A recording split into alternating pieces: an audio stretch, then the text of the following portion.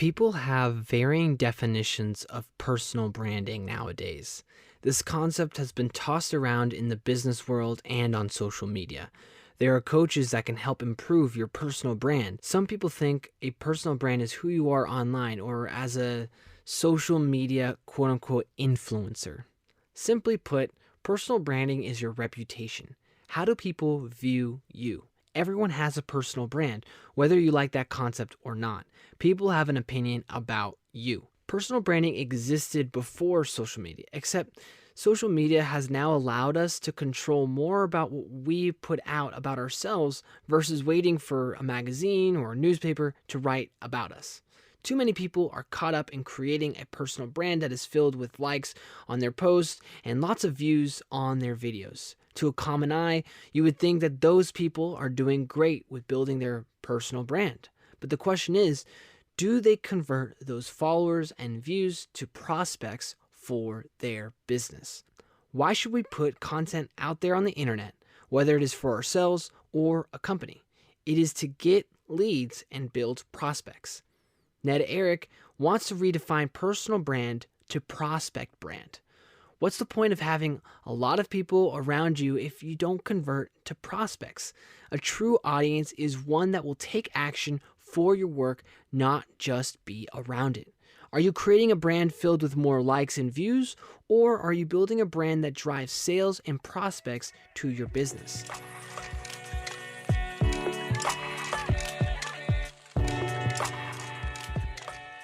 Welcome to episode 12 of How to Build an Audience. I am your host, Matthew Gatosi. How to Build an Audience is part of ketosiscollective, which is the personal content creation team to many businesses. We create photos and videos for your social media, and we even do social media for you.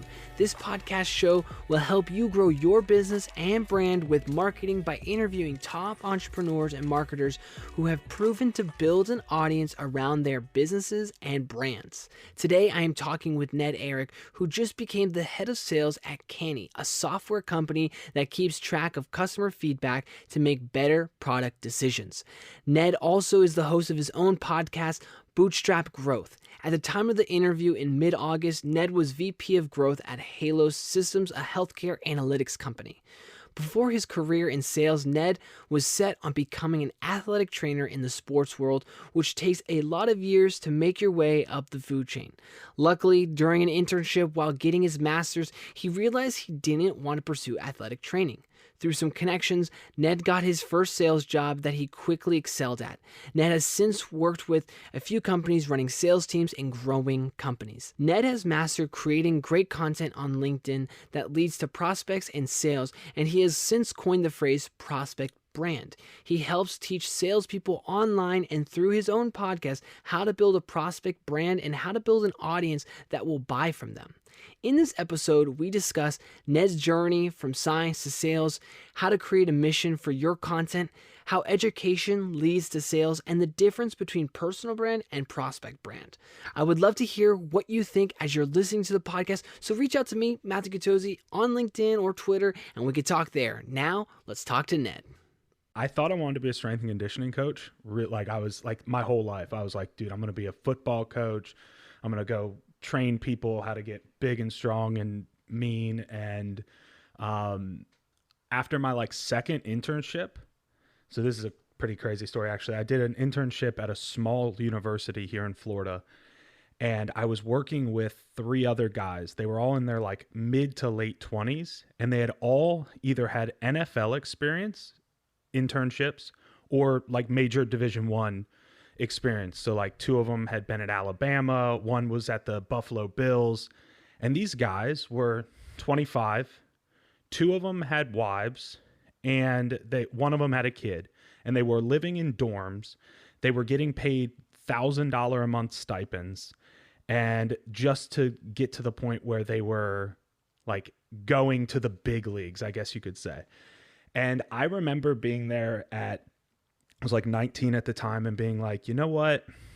This probably isn't for me. I have no desire to work 20-hour days to make $20,000 a year. And so for me, I got really, really lucky I was in a master's degree, and I got really lucky. I was in Tampa, and I got involved in this company that they went to physicians' offices, and basically they did some sort of like analytics and went to investors and said, hey, these are the doctor's offices you need to buy. They're going to make you a ton of money. And so I got involved in that, and that's how I got into sales. And it was totally by accident. Knew a guy who knew a guy that once knew a guy 10 years ago. And yeah, I mean, the rest is history. So it started with looking at, hey, I don't want to be 27 living in a dorm with my wife and daughter. I want to be 27 and be like somewhere in my life. Although Ned did not pursue athletic training after he got his master's, he still has the master's education, and he has worked with many health and wellness companies. I want to know if his education in science helps sell the products for the companies he has worked for. So right now, I'd say it does a lot less because I'm in like the analytics space now. So a lot of these guys, I'm talking to CEOs, major CEOs of health plans who are like, I want to know the metrics. I want to know the numbers. Early on in my career, I would say yes, it definitely did, especially when I was with NetPulse and when I was with Vertimax. Both are very fitness oriented. And for me, being able to I have a couple of other certifications as well, strength and conditioning certifications, where I could walk into a gym owner and actually have a conversation around, hey, this is why you need this.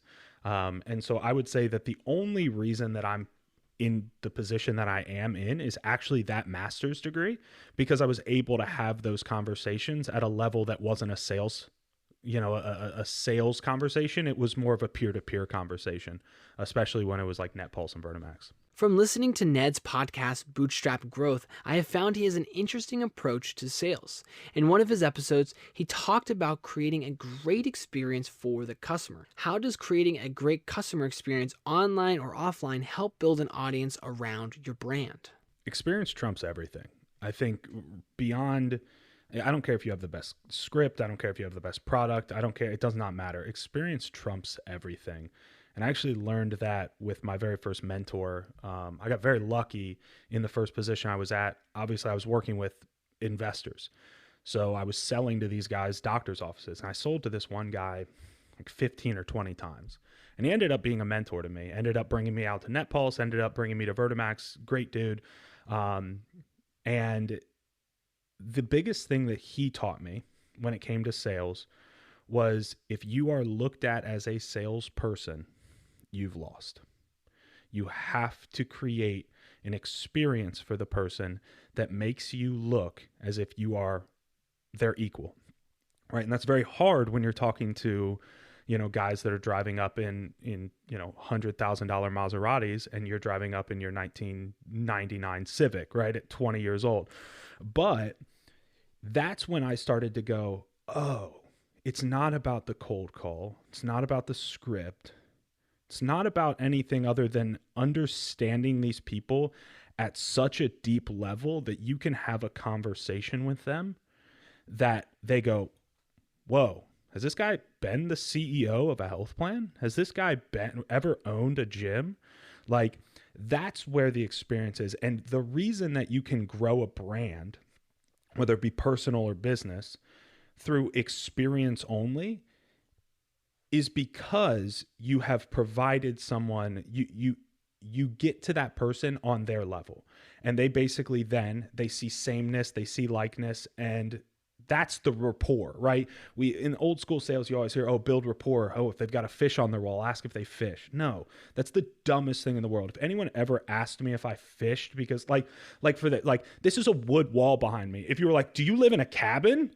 No, I don't live in a cabin. Like those kind of things, that's not rapport. But if you come to me and you start discussing problems that I have, and you start to create an experience of like, hold up, this guy knows what I'm talking about. This guy knows who I am. He understands my industry. He understands what I'm doing. He understands that at 7 a.m. I drop my daughter off at school, and then I go to the office, and at 8 I have my first meeting, and at 9:30 we're talking about X, and at 10, almost to that point of like understanding, like in a creepy way, but knowing who these people are. If you offer an experience like that, you win 99% of the time. How do you do that online? Like, how do you, so obviously there's like the sales, like what you're doing with work, but also, you have a podcast, you're writing on LinkedIn, you're doing a lot on your own personal brand. So how do you actually create that experience for people that you're trying to reach, whether that's in your industry or just creating content and building an audience around yourself as an authority in sales? So it's a niche, right? I think it's extremely important, especially with personal brand, to understand who you're talking to, right? And so for me, who I'm talking to are people that are in sales and in marketing, right? It's what I do. It's where I've been. It's how I've done it. But because I do it every day, because I've made cold calls, I've made thousands of cold calls in my career. I've run thousands of demos in my career. I've written millions of headlines at this point. I can speak to the pain that they deal with because I'm probably dealing with it right now. And so where I think a lot of people in their personal brand mess up is they don't know who they're talking to. They're regurgitating a lot of cool, fluffy, be better, do awesome type stuff, but they're not speaking to anyone specifically. So for instance, like my LinkedIn, it's not for selling my company. I'm here to, I built what I've built because I want to be the person that I needed when I was 22, just getting into sales. That's who I'm going after. That's who I'm having conversations with. And of course, I talk about like the management stuff and things like that, but I'm talking about it not necessarily for the manager, but for the sales rep or for the marketing kid who wants to get into upper level management. So what do you need to do? What are the metrics you need to be tracking? Here's how you talk to a CEO. Here's how you run a demo that's going to, 3x your sales velocity, right? Those are things that people need to know at 22. But at 22, you might not have the money to spend $2,000 a month on a consultant. And so I was like, you know what? I'm just going to start writing what I needed to know at 22. And it seems to be resonating. When you started, did you already know who you wanted to reach, that person specifically, or did it take you some time to kind of figure out, playing around? I know for me, I say fluff probably still at times, but at least when I first began, it was like, that's all I knew, right? So as I got deeper and deeper into things, it got better. But for you, were you laser focused, or did you have to kind of stumble around to figure it out? Oh, it was a ton of stumbling, right? And I think I still stumble, right? Like it really is. I think it's always trial and error. Everything that we do, anyone that tells you like they got into something and they knew exactly what they were doing. Like I've got a couple of buddies of mine that are doctors, and like we hang out all the time and they're like, yeah, man, I knew I wanted to be a doctor at 8 years old. And I'm like, yeah, no one likes you, so shut up. But like that's the thing is like, I think we all need to find our niche and understand who that is. Right. And so, yeah, I think for me, it definitely started with all fluff, right? Because I was in the trenches, but I didn't want people to know that I was in the trenches, right? Like I wanted to be like, oh, I told people all the good stuff that happened, right? And so, yeah, I think it was definitely, I would say I got serious on LinkedIn maybe 2018. And I'd say probably it took until mid 2019 for me to be like, oh, this is what I want to do, right? And so, because, yeah, I think at first you start with fluff and then you start to see engagement. And so now all you want to do is do the things that get you engagement. And so then you move on to like, oh, well, that didn't get me engagement, so I can't do it anymore. And yeah, and then you finally get to the point where it's like, hey, listen, likes and comments don't pay the bills. I want to help some people. This is what I'm going to do. On a LinkedIn post, Ned said, quote, "Teach me something before you sell me something," end quote. I want to understand why education is so crucial to building an audience and selling in general. Because 4% of the people that you have conversations with are in buy mode. 4%. That means 96% of the people that you have conversations with are either doing something perfectly fine or they're not even looking. They don't even know that they have a problem. So understand, like, let's think about how we Google.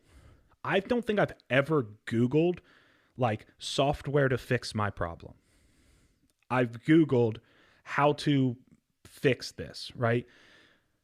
Everyone's first stage is I can be self-sufficient in what I'm doing, right? I don't care if it's building a fence or building a sales team.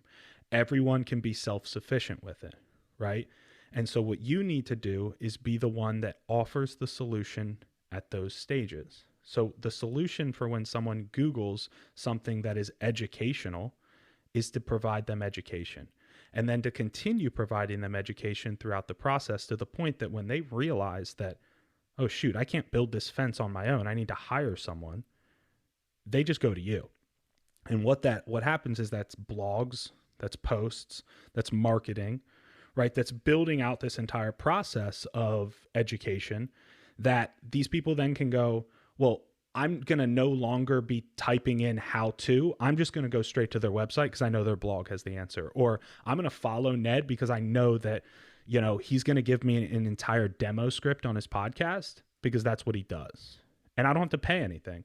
But when someone needs sales consulting, or when someone needs someone to write their scripts, or when someone needs someone to, build them a fence, that's who they're going to go to. And it's so important because, let's think about this for a second. You're in a mall and someone comes up to you and says, oh, try this lotion. The answer is no every time. Or you walk into a clothing store. Hey, how can I help you? Well, you can't. Even if I need help, I'm still saying, no, I'm good. I'm just looking. The reason is because that person, how can I help you? That question is loaded with how can I get you to buy? And too often people on LinkedIn, companies, their how can I help you is how can I get you to buy? And that's such a loaded question. And whether it is or not, I think we're all cynical enough to be like, hey, I think it is. And so what you do is you provide education. You don't have a call to action. And I know a lot of marketers out there are like, oh my God, no, you need a call to action. No, I'm going to give you education. I'm going to say, this is exactly how you run this demo. This is how you cold call. This is how you market. Talk to you later. I'm going to give you some good stuff tomorrow. And then eventually when you guys are in a mode that is like, dude, we can't do this anymore on our own, I'm top of mind. I like you mentioned just no call to action there. So how do you kind of build a balance, right, of putting out content and, I think it's easy, at least for me, to indulge in oh, I love creating podcasts. I love creating and writing and tweeting and doing all this stuff, but I want to also see a return. So how do you balance this sort of effort that you're putting out to educate, and then also there's an execution, a return, a conversion? How do you balance this out? I think people are smarter than we make them out to be as marketers and salespeople. So I don't think you have to tell people to buy, right? And so the balance becomes, if I provide enough value, people will reach out. Will they reach out tomorrow? No, but they will reach out. I have made money off of LinkedIn. I have had people reach out to me because of bootstrapped growth and say, hey, we need X, Y, and Z. What can you do for me? Never once have I ever said, hey, I've got a consulting firm. Never once have I ever said, hey, I do sales consulting. People are smarter than we give them credit for. If you put out enough content that educates and provides enough value, when someone needs something, you're the one that they're going to come to. And it's not measurable, it's not trackable, but I really, I truly believe that brand drives demand. And if you build enough of a brand, people will come to you, and you don't have to do anything other than continue to build your brand and offer value. Ned talks a lot about having a mission for content on his podcast and online. I wanted to know how having a content mission can build an audience and create an impact on the work that a company is producing. Yeah, so I mean, it's a mission statement, right? Every company should have a mission statement, but very few people have mission statements, right? Very few families have mission statements as a family, right? Or a vision, right? What this does is it drives your content. If your mission is to have the number one, marketing podcast in the world, and that's your vision, and then your mission is to provide, the best marketing content via audio format for everyone that listens, right? What it does is it aligns you and it drives you. And if something is subpar to your mission, it won't be posted. And that's where it draws the line of like, this is our mission. And then basically what you do is you start to have conversations around facts and not feelings. Hey guys, this is our mission. This piece of content doesn't align with our mission. We can't post it. And that's really, and then once you do that, you start to post the best stuff. You start to post stuff that people want to listen to. You start to post stuff that people want to read, that people want to watch, because you are aligned with a mission. And the thing is that people align with companies that align with their values. And so when you have your company values or your personal values, people align with those. And when they see those, and when they see it in your content, they see it in what you're doing, they see it in how you live your life. You want to talk about people only coming to you. Let's talk Zappos for a while, right? Like when you want to talk about people only coming to you, that's how you do it. And a mission, a vision, values, they are the key fundamentals for you, even personally, creating content on LinkedIn. What are the questions that you ask yourself, or do you ask companies, whoever you're consulting, what are those questions that you're asking to kind of help draw out this mission and become very clear? I think a lot of times people at first it's like, I want to help blank, and it's very, very broad. And I think people tend to go more broad. And I know that I've had to really push myself to go smaller and smaller and smaller. So what are the questions for you that you kind of that particularly stand out in this process to find the mission for content, but for a business and where you're trying to grow? So I think the biggest question that I ask is, so what?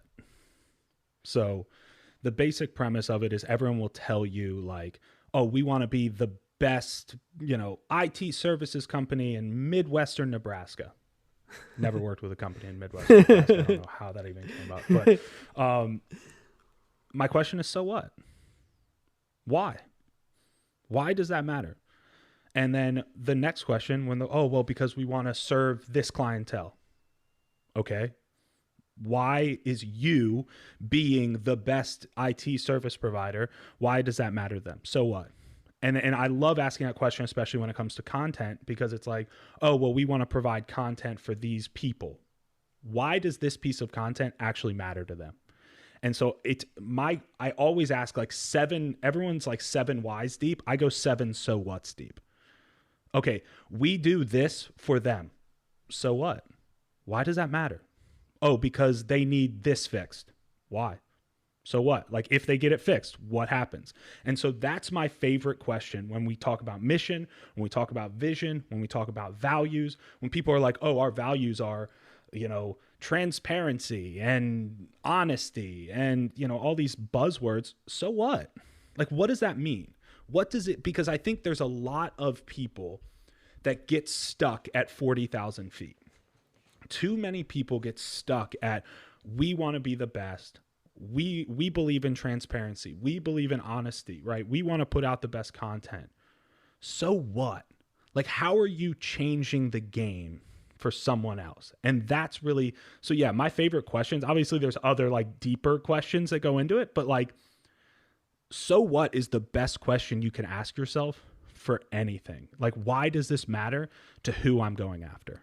So do you use so what as a question to kind of draw out a deeper conversation? Because like, let's say they're saying, I want to help, these people. So what? Is it to get them to go really find the why behind why they're picking these things? Is that really kind of the basis behind it? It's for them to find the why, but for them to start putting themselves in their customers' shoes. It really is. It's too often when I have conversations with people, it's we do this, we do that. We care about our customers. Well, why does your customer care that you care about them? Like, why does that matter to them? And so beyond just getting deeper why, because I think a lot of people understand their why, right? I think like 2009, Simon Sinek came out with Start With Why, and everyone was like, oh my God, it's the greatest thing in the world. Dude, we're 11 years past that. People know their why. People need to start understanding their customers' why. Why would I even answer the phone, have a conversation with you, sit down for an hour of my time and book a demo? Like, why would I do that? Why would I read your LinkedIn post? Put yourself in my shoes as the customer. And that's when you get to the so what. You go, so what? Like, oh, this is their problem. This is the problem we fix for them. So what? Why does that matter? Like on a granular level, why does it matter that you are, bringing me more leads? Like I made a post the other day about some guy that was like, oh, I can 10x your leads and you can look better for your boss. Bro, I can't afford any more leads right now. Like our pipeline is packed. And that's not me like saying like I'm good at what I do, but I'm just saying like I don't want you to 10x my leads, and my boss kind of likes me. Like, so my question to that guy would be like, why would you even give me that pitch? Because you don't even know who I am. So my question for them would be like, why is 10x the number? So what? Yeah. Oh, well, Grant Cardone says it. So yeah. I don't believe I was going to say Grant Cardone. Like, and then it's like, why are you going after me? Why am I the guy that you're going like? And so it's just going so deep to the point of like getting back to that level of like understanding who you're talking to.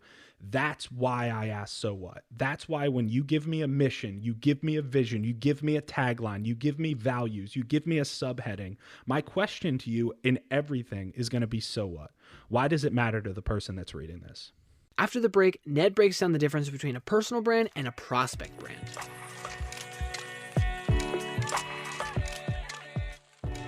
This show is sponsored by Ketosiscollective Collective. We are a marketing agency based in Austin, Texas that is a personal marketing team to many businesses. We create photo and video content delivered to you each month to save you time and a massive headache when you're planning your social media for the month. If planning's too much for you, we can also run your social media accounts to give you more time to grow your business. You can visit our website at www.ketosiscollective.com. Now, let's get back to the show. You have a very interesting approach to sales, and you talk about the importance of personal branding and why it's so vital. And I think that's interesting because I think, a lot of times young salespeople are thinking, I've got to make a lot of these calls. I've got to hit my quotas. They're not thinking content creation. They're not thinking I should have my own personal website. And you are stressing that for a lot of young people. So I think that there is a really big push to have a personal brand online as well for anybody, not just for a CMO or CEO. So why is personal branding so vital to anyone's career in the 21st century? I think that we need to sort of redefine personal brand as well. So I think that personal brand is vital, but most young people, personal brand is getting tagged by an influencer on LinkedIn. Doesn't mean you have like a personal brand. Like, I hate to be the bearer of bad news, but like if you get tagged by an influencer on social media, or if you're in one of the top 100 salespeople on LinkedIn, or like, sure, that's like a personal brand, but what does that do for you in your career? It really doesn't do much. So I think that we have to start to redefine what personal brand means. And I think that it's extremely important for you to be known and understood, but like, it goes beyond the sales community. You have to build a personal brand, like a micro personal brand inside of like you. Who are your prospects? And I mean that outside of LinkedIn. I mean that outside of your Instagram page and your Twitter. I mean, you have to create a personal brand to the people that are inside of your cadence, inside of your workflow. And I think that's where so many people get it wrong, to be honest with you. So many young salespeople will go, I'm going to post about my sales success on LinkedIn, get a bunch of likes and comments, and that guy over there is going to tag me and say, look, you need this guy's information. Follow this guy. That doesn't help your quota. That doesn't help your sales. That doesn't help anything with you. Like, sure, it might get you a cool job and cool, now you can say you work for this big company, but that really, unless you're selling to salespeople, that doesn't help you. Unless you're selling to marketers, that doesn't help you. What are you doing to build a personal brand? I called it a prospect brand. What are you doing to build a prospect brand inside of your own company? And I think that's where the change needs to happen. If you are in sales, you are young, stop worrying so much about Ned tagging tagging you in a post. Stop worrying about people tagging you in posts and start worrying about people returning your phone calls, returning your emails, saying, oh, dude, I've seen you. I've heard you. Create content for your brand internally. Create the same kind of content that you would create on LinkedIn, but for the people that you're reaching out to do business with your company. I made a post in 2018 and it still comes back all the time. And it's, if you truly believe that your product, your service, whatever you're offering is the best thing since sliced bread, that every single person that utilizes your product, that utilizes your service is going to benefit from it, is going to better their lives from it, it is your obligation to sell to them. It is your obligation to get your message out to them, because if you don't, they're only going to get second best. So if you guys get out of business because you haven't been able to sell, because you've been so focused on building your personal brand on LinkedIn and not your personal brand with the people that actually matter, guess what? Your company's going out of business, or you're getting fired, or whatever it may be. And those people that were in that cadence, they're now only getting second best. And so, yeah, I think that we should redefine personal brand as like, sure, your LinkedIn personal brand is great. It's good when it comes to like having conversations with salespeople, building that. I know a lot of people that have seen success on LinkedIn selling. That's awesome. But let's stop focusing so much on your comments and your likes, who's tagging you, and let's actually start focusing on the pipeline that you're building and people knowing you because you have created an experience and created content that actually they enjoy. It is so easy to get caught up in making content because it can be fun. But this content may distract us from our mission or what we are trying to actually accomplish. I wanted to know, what is the best advice to young people on focusing on their prospect brand, where they are bringing in leads and accomplishing work versus focusing on this quote unquote influencer life that doesn't convert into actual work? I think it goes back to knowing who you're talking to, really truly getting to know who you're having the conversation with, knowing their day-to-day, what it does. Here's the thing. Your company has clients. Go talk to those clients. Why did you buy? There's an interview style that I do with every time I get to a company. It's a jobs to be done interview. Every single time that we bring on a new client, within 30 to 45 days, I go in and I am doing a jobs to be done interview. It's Clayton Christensen, actually just recently passed, but he was a Harvard professor. And he did this jobs to be done interview where it's basically people are hiring you to fill a role, hiring your product to fill a role. And when you do that, when you understand truly why they did it, where they were, what they were doing, how they were doing it before you, and you truly understand that, you can then go to different, like, let's say you're talking to a head of product, right? One of the biggest issues heads of products have right now is focus.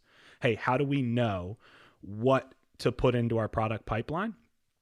Because we're getting so much feedback from customers, right? And they don't have it all centralized in one place, right? How did I hear that? From multiple heads of product. I've never been a head of product. I have no idea, but I can call a head of product and say, hey, Matt, we're actually working with other heads of product that are really frustrated with a lack of focus on their team. And because of the amount of feedback that they're getting, they're utilizing multiple feedback sources. They're organizing in Slack, on Excel, in Trello boards, but they're looking for a way to centralize that into one local, thing. This isn't a priority this isn't a priority for you, is it? They say, oh no, that is a priority. Now I can have a conversation with them, right? It all comes down to understanding the job that you are being hired to do. And so I think that's the biggest thing. If your company doesn't allow you to talk to clients as an SDR, if you're in marketing, they don't allow you to talk to clients, leave that company.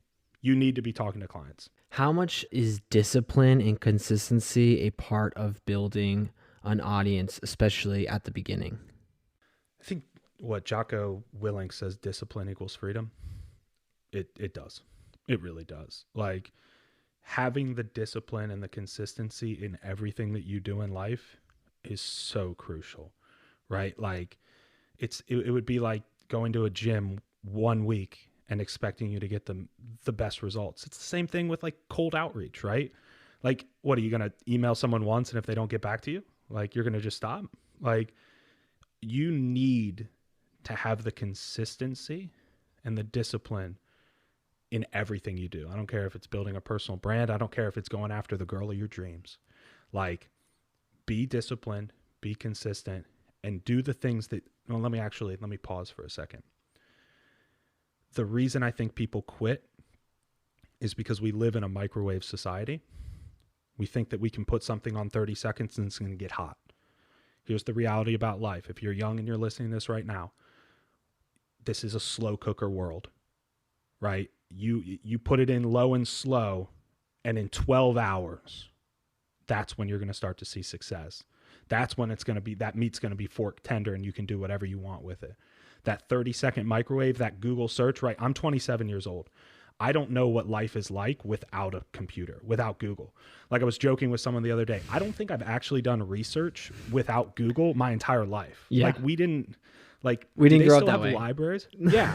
And so like understand this though, but that gives us a little bit of a handicap. We think that if I write a post on LinkedIn that tomorrow I'm going to be the next CEO of GE. No, it's not how it works. What happens is you do the things that need to happen in order for you to get there. And the problem is that I don't think a lot of people know the amount of work that it takes for us to actually get to the point from where you are today as an SDR or, a marketing associate at a small company to being the CEO of a company or to being a VP or to being even a director or a marketing manager or a sales manager. I don't think people understand. And let me tell you, this is what it takes. It takes you walking in and eating dirt for a couple of years. And sometimes it sucks. But let me tell you, if you are consistent in what you do, you find some frameworks, you find some fundamentals that work, and you go really deep in those, you will be successful. And I'm sorry, I know I went on a tangent there. No, we love tangents because that was it, totally. So you're in charge of growth at Halo Systems, which I think is I don't know, that's an interesting position, like just the title of it, growth, which is perfect for this podcast. So I want to understand, how does growing an audience how do you grow an audience for a company? Because, we can talk about personal brand and it's like you have your personality and all that, but you're kind of you're one person in a company that's helping this company grow. So how do you help this company grow and build an audience? But then also, what are some similarities maybe between building a company and like building a personal brand? It's a great question, actually, dude.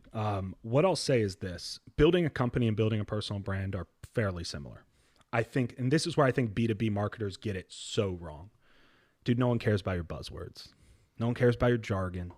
No one cares. Dude, I'm in healthcare. I'm working with guys that have MDs and MBAs and PhDs. Like, that's one person. An MD, MB, PhD. Like, that's one human being. Like, we're talking about like double doctorates. And so I think where people get it wrong is they don't care if you can write a research article for them on the topic. They want to know what you can do for them, right?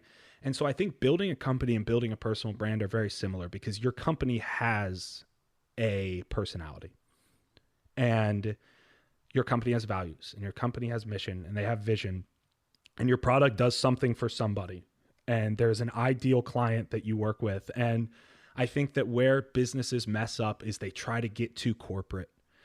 And dude, I mean, we have a podcast here at Halo. It's called The State of Healthcare. And I host that podcast and I bring on these people. Like the last guy that I interviewed was an MD, Master of Public Health, PhD, does research on AI in healthcare. For 15 minutes before the podcast, we had a bull session about football and about, he's an Eagles fan. I guess now I have to call them the Washington football team. Yeah. TBT. I'm a Washington football team fan. Yeah. TBD. Yeah. And for 15 minutes, we talked about football. This is a guy that spent like 20 years in school, is a massive influencer in healthcare.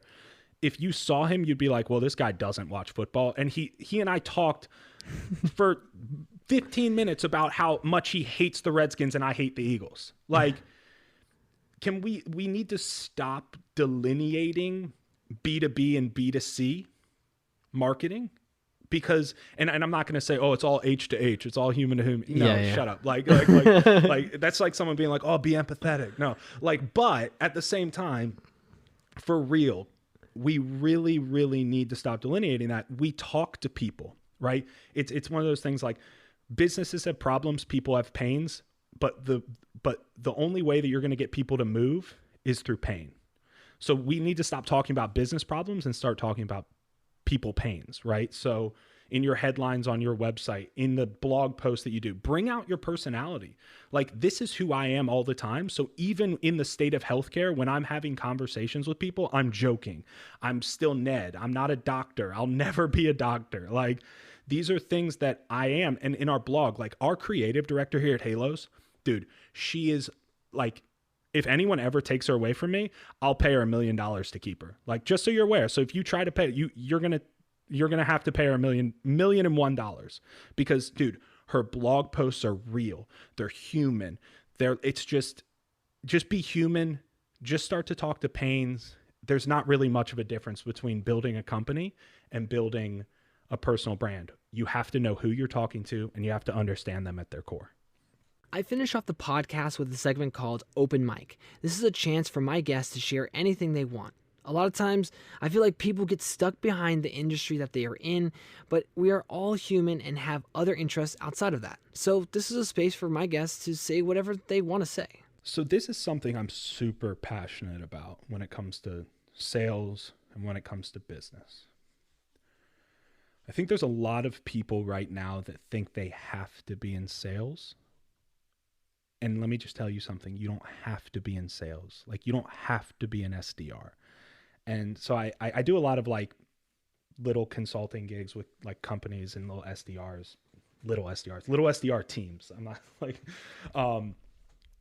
and I always get asked the question of like, what advice would I give myself at 21? And I think the advice that I would give myself at 21 is this, is be persistent in everything that you do, whether that be calls, emails, whatever. That I made that comment earlier about it's your obligation, right, to make the sale. Be persistent, be pleasantly persistent. Don't be annoying. But the thing that I would tell anyone that's young is this, is if you don't love what you do today, you don't have to do it. Like, you really don't. And I get that you have to like kiss a couple frogs to get to the prince or the princess, whatever. But I'm telling you right now, if you don't like being an SDR, you're probably not going to like being an account executive. And you're definitely not going to like being a sales manager. I can tell you right now, you're definitely not going to love being a VP of sales if you don't like being an SDR. Right? And so if you hate what you do today, go find what you enjoy. And I'm not telling you to go be an underwater basket weaver. Right? Like, you got bills to pay. You probably got student loans. I get it. But don't just allow yourself to be in this perpetual grind. You live one of these lives. When you're in your 20s, I think it's a time where, like, I'm not out of my 20s yet, so like you take this with a grain of salt. But I've had a lot of experience in my life, and I can tell you this, is that you have to enjoy what you do, or others around you won't be able to enjoy you. And so I that's my biggest, the thing that I'm so passionate about and I'm really wanting to scream from the mountaintops is like, there are other jobs that aren't sales, and you don't have to be in it. Like, if you love marketing, go and market. If you love operations, go and be in operations. If you love, being on the water, dude, I got buddies of mine that literally sit on boats all day and then take like test tubes of water, and that's what they do. And they make like $80,000 a year. Like, that's all they do. They sit on the water and they fish all day. Like, go do something that you love to do. Like, seriously, because I can tell you right now, you're going to look back at 25, 30, haven't hit there yet, 35, 40, 50, I'm sure. You're going to look back and go, man, I really wish that I had when I was 22, 23, 24, 25, I really wish that I had actually done what I wanted to do with my life. And I'll say this, I don't think many people are going to get super lucky like I have, where like I didn't want to be in sales, but I got really lucky because I got mentors that taught me business. So when I was 23 and 24 and 25 and 26, I was being taught the fundamentals of actual business, like from investors. And that's not something that happens every day. I think a lot of times you get stuck in startup land and you start to go in this revolving door of, hey, I'm an SDR. Now I'm a senior SDR. Now I'm an AE. Now I'm an AE2, right? There's so many different things and you're unhappy. And I'm just telling people that are listening to this, don't be unhappy. My question is like, I hate this question, but I love this question because I got asked this question. What would you do every single day if you weren't going to get paid? Like if you weren't going to get paid, what would you still do? And there are people that are like the other day, I think Matt Wells made a post about this on LinkedIn and he was like, I'd be an author. And I literally sent him a voice message and I said, bro, go be an author. Like go be an author. Stop being a salesperson. Like if what you would do every day is copyright, I'd write headlines for websites. You go write headlines for websites. Like I'm not saying quit your job tomorrow. Obviously make sure you have things in place, but start doing what makes you happy. Don't stop living for Friday. Stop living for the bar. Stop living for the weekend. Stop living for what happens because everyone starts to get those Monday blues on Sunday. Go and do what you want to do with the rest of your life starting today. That's my biggest thing. I love that.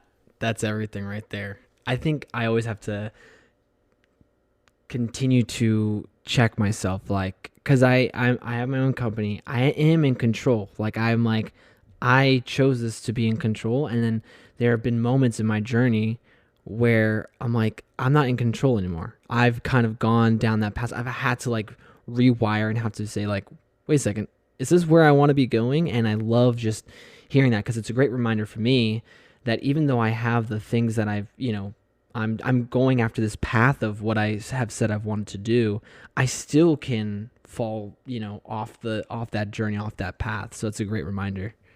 Yeah, I think everyone falls off once in a while, right? Like I do too still, right? Like there's certain things that, I'll do that I'll be like, oh, well, I hate that. But like sometimes you just have to do things you hate. Like, right? Of course. Like, there are certain things that I don't enjoy about being a VP level executive, right? Like it's like doing the metrics. I don't like Excel spreadsheets, but guess what? I have to do Excel spreadsheets a lot. Like it's just, so what? Right.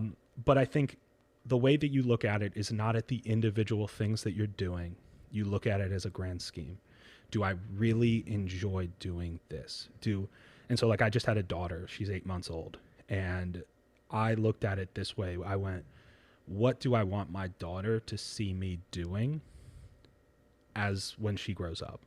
Like, what do I like, would she be happy seeing me walk through the door, like tie undone? I've never worn a tie, but like, all disheveled and like actually like pissed off that I'm like walking through the door. Cause anytime daddy walks in the door, he's pissed off from a day at work.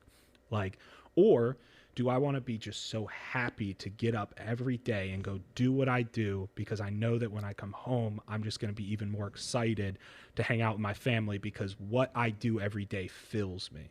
And if you can't say that on a grand scale, right? If you're an SDR and you're like, I hate cold calling, just get good at it. Yeah. It sucks. No one likes it. There are tasks that suck, but it's the overall mission that has to. The grand scheme. Yeah, and that's great that you went back to the mission, right? We talk about having a mission for your life. Like, what do you want to be? What do you want to see? What's your vision? Like my family, we have a family mission, a family vision, right? If it doesn't align with the mission that you have, it doesn't align with where you see yourself going, dude, just don't do it. Like I really think I'm doubling down on this this year and moving forward with anyone that asks me this question is like, if you're not happy, go be happy. Life is fleeting, and like not sound like super depressed, like or anything like that. But like it is. We live one of these lives. Go be happy. Just go and do what makes you happy. And if you're not doing it today, go and start today. Don't waste another second. Have you heard of the book Defining Decade? The Defining Decade? I haven't.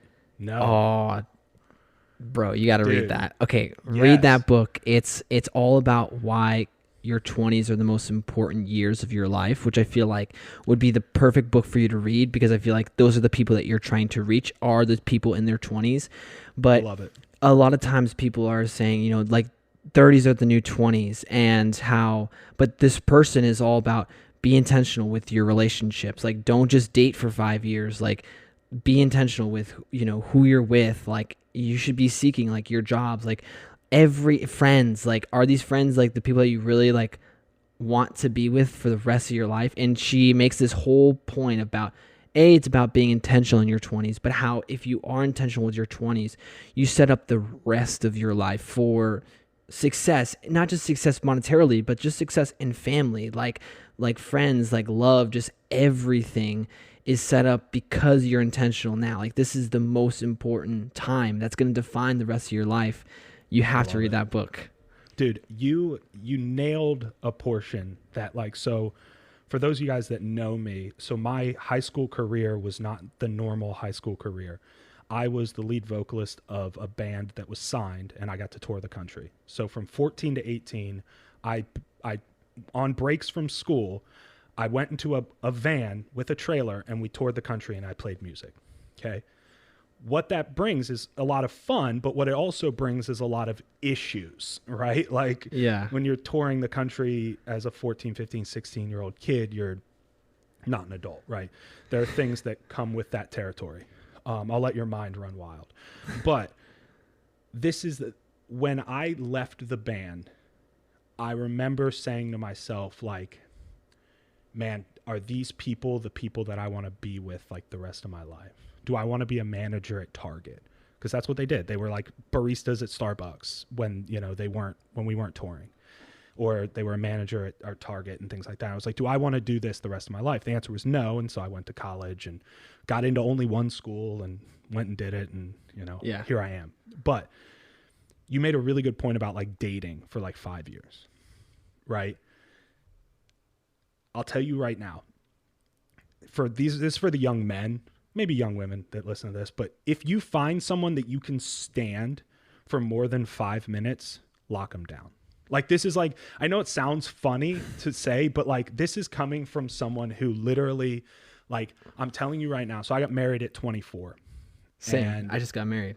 So, dude, congrats, bro. That's awesome. Yeah. Dude, it'll be the best years of your life. It's I'm telling you amazing. Right now. And we're quarantined together. I'm like, this is great. I don't have to hang out with anybody else. Dude? Yeah. Like, dude, so you get this. You get what I'm saying here. It's like, so when you can stand someone for more than 5 minutes, and that's like obviously a super oversimplification, like be compatible in more than one way, right? But like, there's too often what I see with my friends that are young, or when we were young, was I'm just going to go to the bar.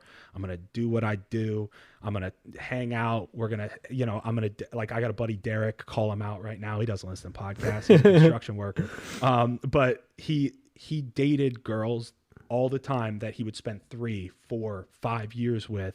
And it would be like, bro, she's not right for you. And he'd be like, but she's crazy and I love her.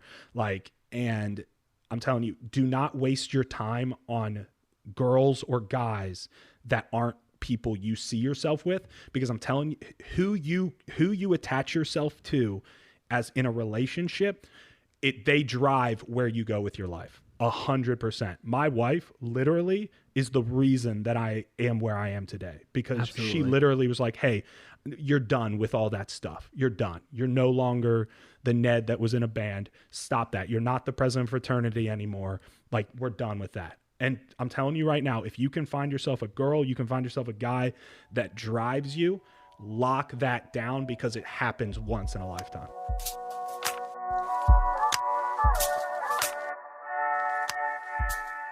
This conversation with Ned has taught me to take a step back and make sure the actions I take are aligning with my mission for myself and my company.